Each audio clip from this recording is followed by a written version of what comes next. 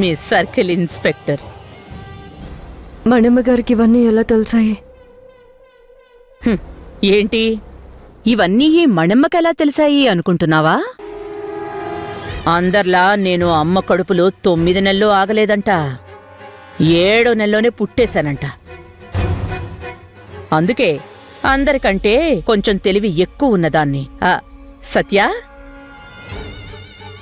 Youth president అయ్యాక మొదటిసారి నువ్వు పోలీస్ స్టేషన్కి వెళ్ళిన ఎక్స్పీరియన్స్ ఎలా ఉంది నాన్నా? అమ్మా, అక్కడ ఏం జరిగిందంటే...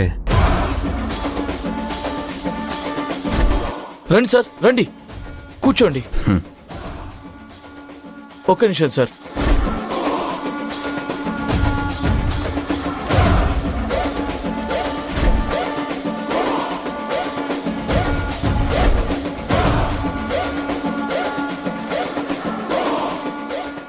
ఆ సీఐకి ఏం చేయాలో అర్థం కాలేదు. కిరణ్మయి మేడంని తీసుకొని బెయిల్ ఇప్పించాను, నా మనిషిని బయటికి తీసుకొచ్చుకున్నాను. అది జరిగింది. సత్య, ఆ పంచాయతీ అయిపోయింది కదా, ఇంటికొచ్చాక కూడా దాని గురించి డిస్కషన్ అంత అవసరమా? చిత్రకారులు మీరు కాస్త శభాష్రా సత్య. నిన్ను చూస్తుంటే నాకు చాలా గర్వంగా ఉంది. నన్ను స్టేషన్లో ఉంచి ఎంతో అవమానించిన ఆ సీఐని కొట్టకుండా తిట్టకుండా నీ స్టైల్లోనే అడిగావు. దీన్నే కుక్క కాటుకి చెప్పు దెబ్బ అంటారు.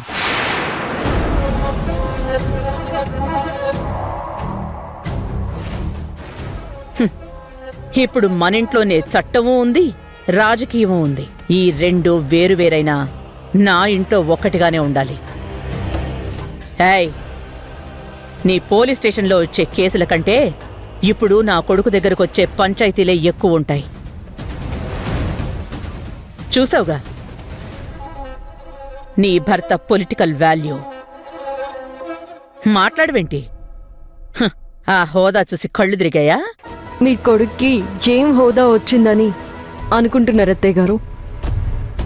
మీ స్టేషన్లో కొన్నిసార్లు ముద్దాయిగా చూసుంటారు, ఇప్పుడు వీఐపీగా చూస్తున్నారు. మీరు సరైన కోణంలో చూడడం లేదు. ఫ్రెండ్లీ పోలీస్ వచ్చాక మేమే అందరితో కలిసిమెలిసి ఉంటున్నాము. మీ కొడుక్కి ప్రత్యేకంగా కొమ్మలేం రాలేదు. ఇంట్లోనే పంచాయతీలు పెడతాను, దీన్నే స్టేషన్గా చేస్తాను అంటే చెయ్యడానికి ఇక్కడ ఎవ్వరూ ఖాళీగా లేరు.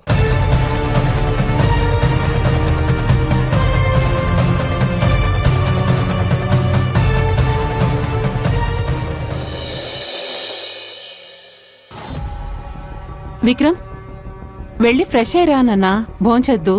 నాకు ఆకలిగా లేదమ్మా.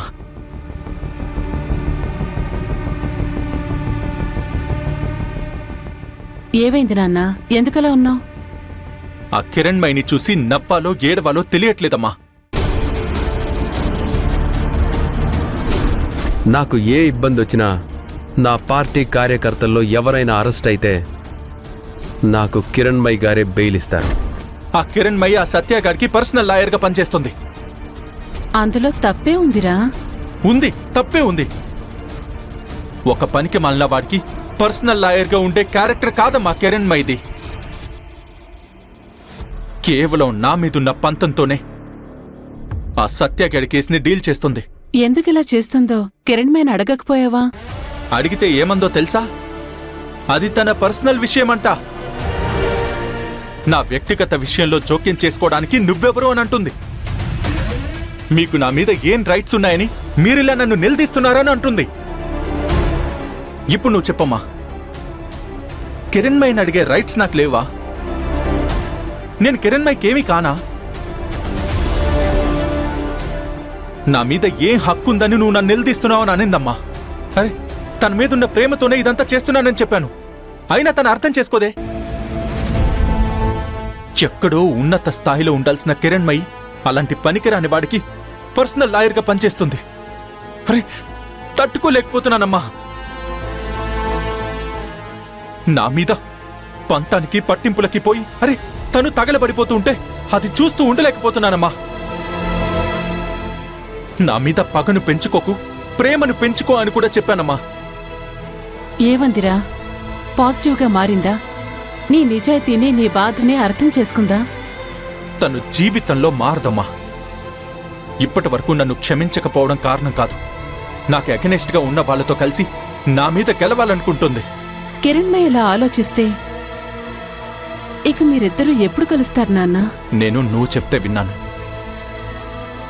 నేను కిరణ్మయిని అర్థం చేసుకోవడానికి ప్రయత్నించాను.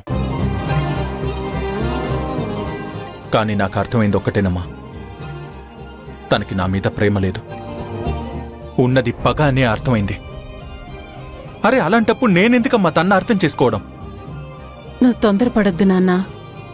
తను నిన్ను ఎలా అర్థం చేసుకున్నా నువ్వు మాత్రం తన మీద ప్రేమని చంపుకోవద్దు.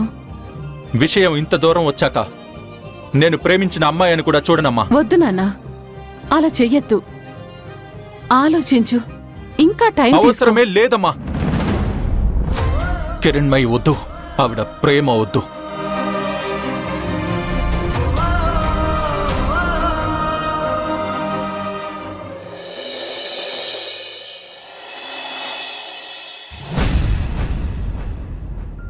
Manju, many many happy returns of the day. నా డార్లింగ్ కి పుట్టినరోజు శుభాకాంక్షలు. Happy birth. ఏమైంది మంజు? ఆపండి, మీరు నా దగ్గరికి రావద్దు. ఈ రోజు నీ పుట్టినరోజు, నాకు తెలుసు బంగారం. ఆపండి.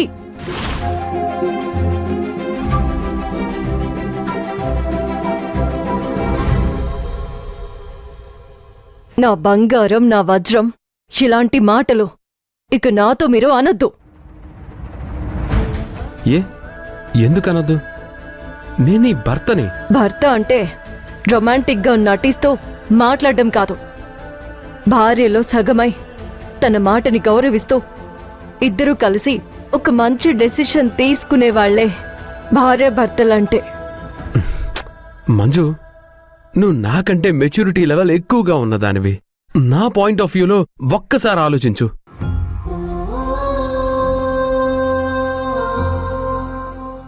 మినిస్టర్ విషయంలో నేను తొందరపడ్డం లేదు.